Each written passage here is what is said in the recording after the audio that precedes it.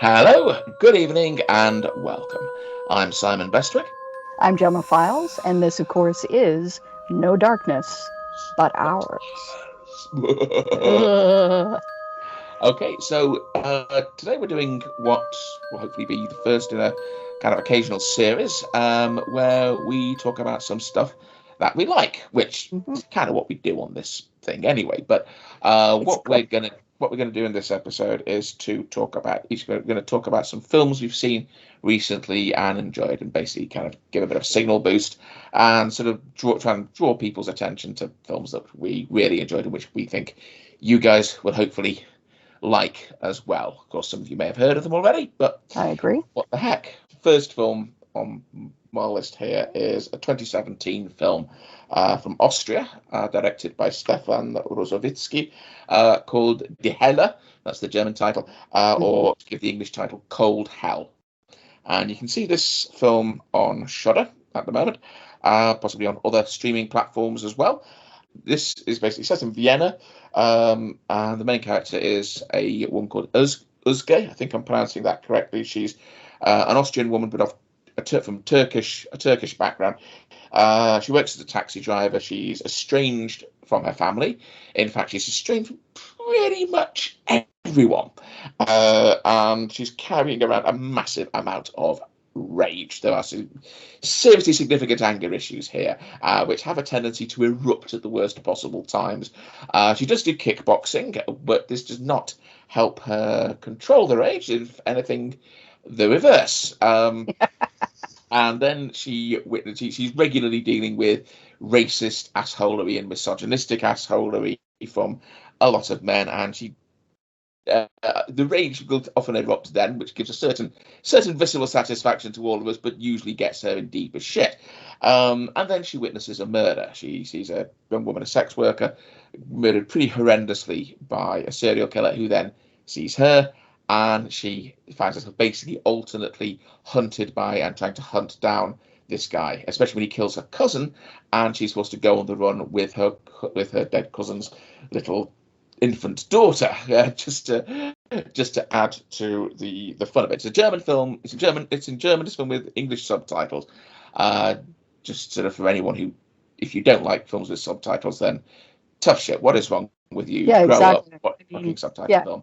it's like Um, half the joys of the cinematic world are closed to you, and yes. yeah. Yeah, I mean, what I love about this film, basically, it's first and foremost, it's a really relentless, genuinely scary thriller. The setting in Vienna. I mean, Vienna is a city where you tend to think of in terms of this kind of gorgeous imperial kind of Habsburg architecture, this very bright, very clean sort of city, and this is a very different side of it. This is the sleazy, seamy side of sort of fly by night businesses and the red light district, and this grim neon lit sort of landscape. The other real joy here is the characterization and the performances, especially from the lead actress Violetta Scioraulo, who plays Uzge. She is absolutely fucking fantastic. I think any of these puling wankstains who like to complain, about, oh, no woman could convincingly portray someone who could, take on a man and win. Please, what? Or better still, tell Usga this, Yeah, and I will exactly. come and watch popcorn and wave to you as they carry you out in a stretcher or possibly a bucket.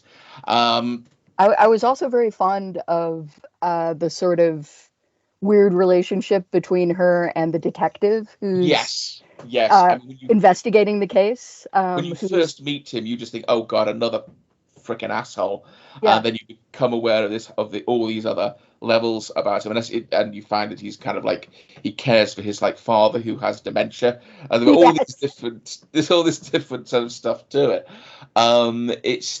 There are these moments of surprising, of very unexpected warmth and humor that kind of pop up between them there, and do give Sharaulo a chance to show that her character isn't just rage. yeah, That's like 80%, but there are other emotions. I mean, I did think I sort of put this together that in many ways she was almost a character who could have stepped out of out of something you'd written. This this very this woman carrying around so much damage and rage that made her kind of something of a nightmare to herself and everyone around her, but you still very much root for.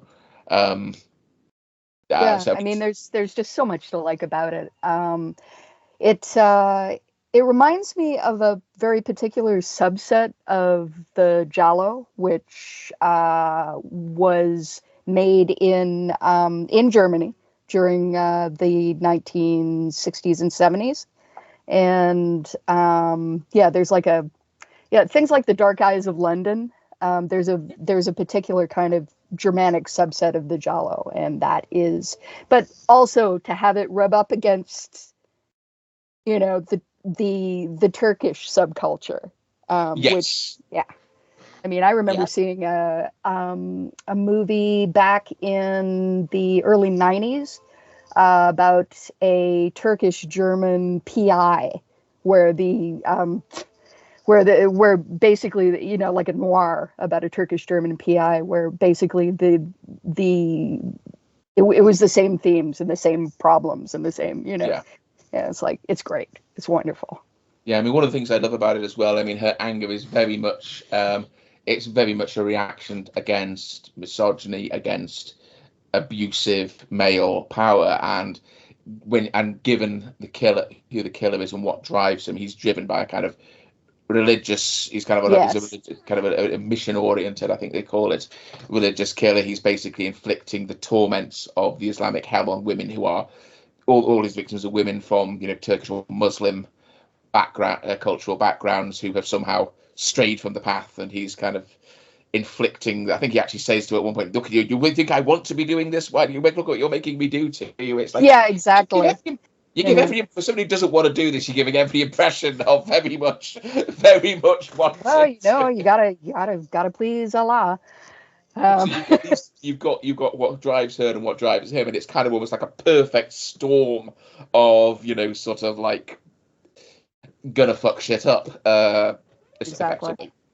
So I think it's very underappreciated film. I don't think it's had half the kind of recognition or love that it deserves, and a lot of that I think is down to the language issue, which is, as we've said, too bad. Speaking of violent women with with obsessions, I would like to talk about a film called Sound of Violence. Yes, this is it's a very strange film. So basically, Alex Neuer made this movie, and centers on a promising young musician named Alexis, who's played by Jasmine Savoy Brown. Who probably most people know from her role in the new Scream films, where she's essentially related to the guy who's like the keeper of the rules in the original Scream films. She's I think his niece, but yeah, that's her thing. She shows up, she smokes dope, she tells you, how not to get killed. Also queer. I smoke dope, but I know things. Yeah, exactly. That's what I do. She's also queer, and she's queer here too. Jasmine Savoy Brown is one of those people who's just sort of like, I would prefer to play someone who's like me. So if you're gonna write me as a role like that, then I will play that role. Excellent, thank you. She's also the younger version of the gay female politician from Yellow Jackets. Oh, I still haven't seen Yellow Jackets. Yeah. And so very interesting from that point of view as well. Anyway, I find her a great actress and also hot as hell. Okay, so basically, Alexis is dealing with various problems. She says, laughing, okay, she lost her hearing at an early age, and Her father was a ex-soldier with PTSD who ended up murdering her mother and her brother, and was probably about to murder her, but she crept up on him as he's stabbing her mother to death, and basically bludgeons him to death with a large object. And so this is when she's about 12. And this is when she realizes that violence gives her synesthesia. Okay. The sound of violence gives her synesthesia.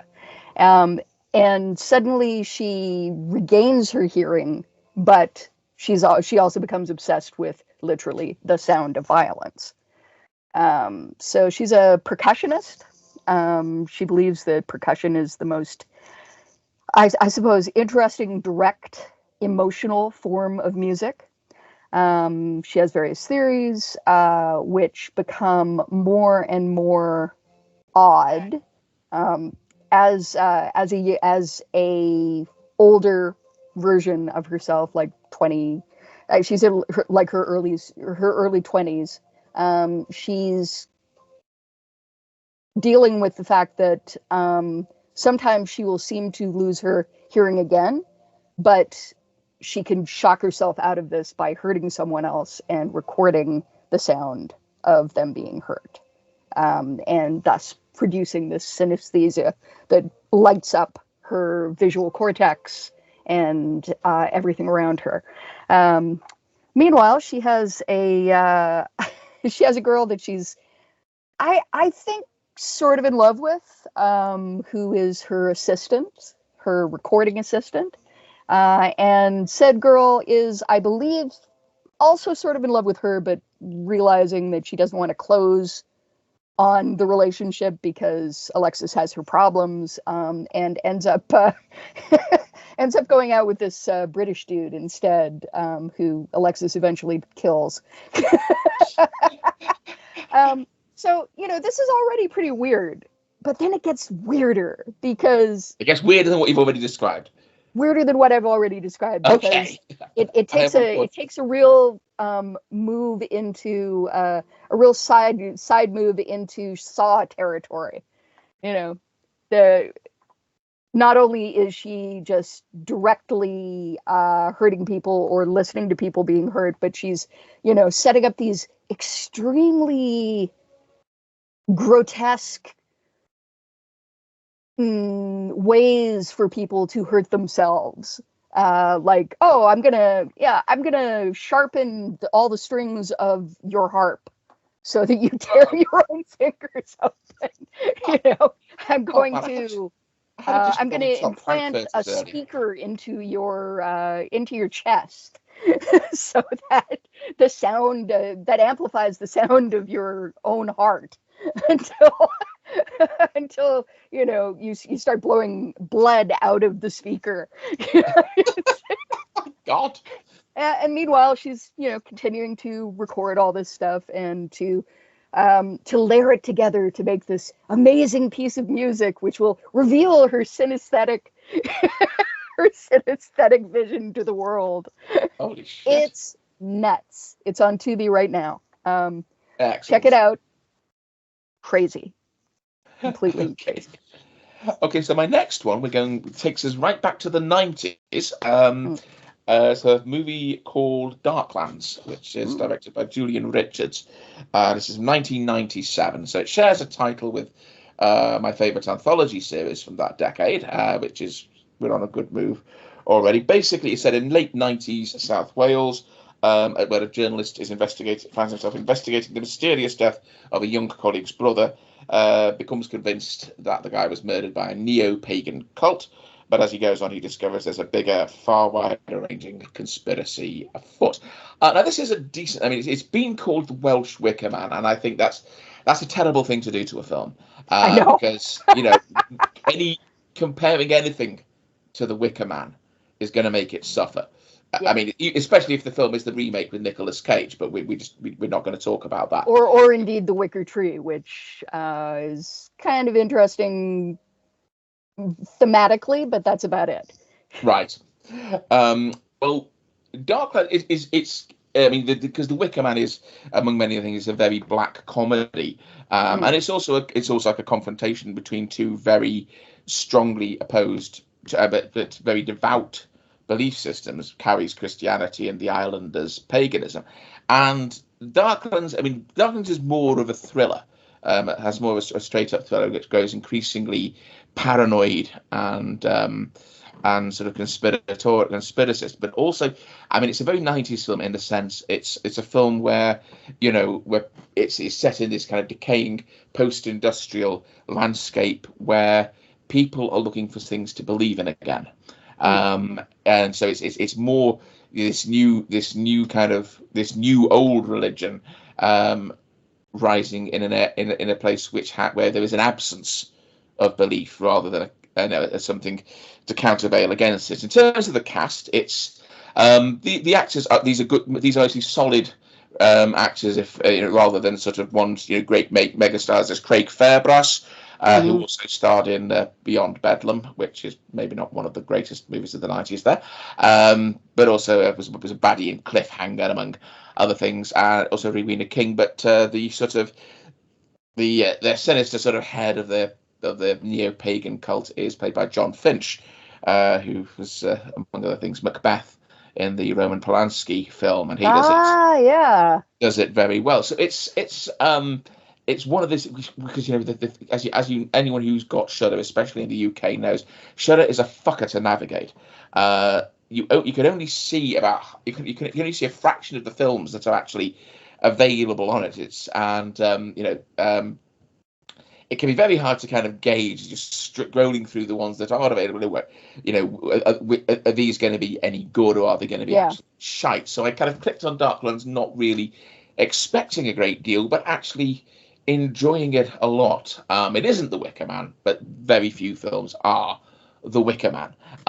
What it is, it's a very nice, it's a very good dark thriller. The cults, to the extent that we glimpse them, are very much drawing on the new age and crusty kind of subcultures of the time, which were often being touted as kind of like being this new movement that was kind of going to grow from within society, man, and create something new. And yes, it's so it sort of reminds me of the Fear Machine sequence in Constantine Hellblazer. I haven't seen. Terribly sorry. But I mean, I probably sound like I'm damning it with faint praise, and I don't want to do that, because it really has some great stuff in there. I would certainly recommend. It's on Shudder, as I said, so I really recommend anyone having a watch it, and let us know what you think of it. Yeah, absolutely. I really enjoyed that one. So I'm going to go for another very strange film that I stumbled across fairly recently, which again is on Tubi. Amulet by Romola Garai. Oh, I've been wanting to see this one. Yeah. Okay, so Romola Garai is probably best known as a sort of sexy blonde actress from like the beginning of the 2000s. And she has done some interesting things over the years, but the most interesting thing that I've seen her do thus far is make this film, because this film is just odd. It is, it's not, I wouldn't say lunatic, because it's got a very, very specific vision that from the moment it kicks off, you are in the hands of someone who has an absolute thesis that they're trying to put across. So the main character is a dude named Tomas, who is played by Alec Secarianu. And Tomas comes from like some Eastern European country. Probably it could be Macedonia, it could be any place in the Balkans. He was a soldier during some kind of conflict. He was a soldier on the border, and did stuff that he's not proud of. He is now in Britain. He has managed to get himself to Britain and is basically doing construction work off the books and all day. And at night he sleeps in a building that he and a bunch of other immigrants are squatting in. And one day somebody sets the building on fire, and he loses his money and ends up in the hospital. One of the things we see about him from the very beginning is that every time he goes to sleep, he takes tape and he tapes his hands together, almost like he's afraid he's going to get up and hurt people while he's asleep. So there's obviously a lot of guilt and a lot of strange trauma that he's dealing with. Anyways, in the hospital, he's approached by a nun, played by Imelda Staunton, and he's like always this. A good sign. Yeah, exactly. He's like this big, tall, kind of doesn't say a lot kind of guy, and she's Imelda Staunton, this little tiny British nun, and she's like, oh, I'm gonna do something for you, it's like, I'm gonna find you a place to stay. And so she gets him to move in with a mother and a daughter. The daughter is looking after her mother, who may be insane, and is kind of isolated at the top of this very rundown house in London somewhere. And they're both also from, could be the Balkans. And she, the daughter's like, well, I don't need this guy. I don't need this guy in my house, and she's like, no, this will be fine. It's like, he can repair things in the house. It'll be great. And, and we move into this very weird Gothic story where, it's like, it is like a reversed sex Gothic in a lot of ways. It's like, he's the guy who comes to the haunted house. He's the guy who comes to the house where there's some kind of weird, strange family thing going on.